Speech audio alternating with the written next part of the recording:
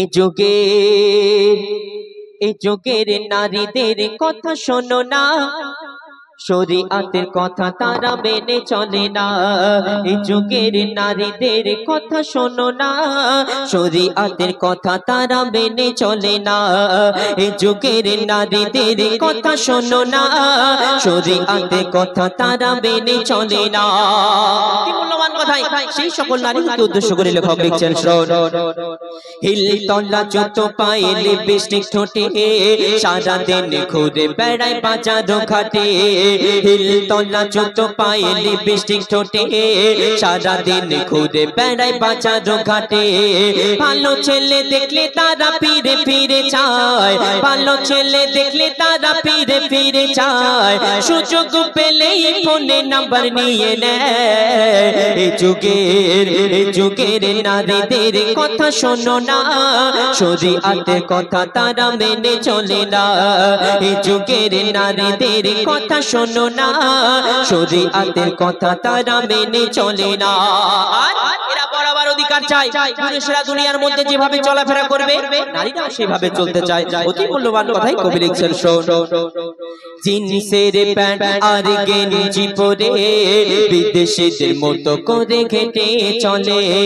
জিন্সের প্যান্ট আর গেঞ্জি পরে বিদেশিদের মতো করে হেঁটে চলে।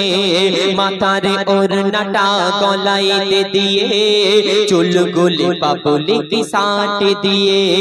পুরুষ না মহিলা বোঝা যায় না, পুরুষ না মহিলা বোঝা যায় না। নারী কই কেন করো এত বাগানা? এই যুগের নারীদের কথা শোনো না, শরীয়তের কথা তারা মেনে চলে না। শেষ কথার মাধ্যমে কবির মনে আরজুতাবানা খায়লাত কবি লিখছেন, আল্লাহ পাক এই নারী জাতকে অনেক সম্মান অনেক মার্তবা দান করেছেন।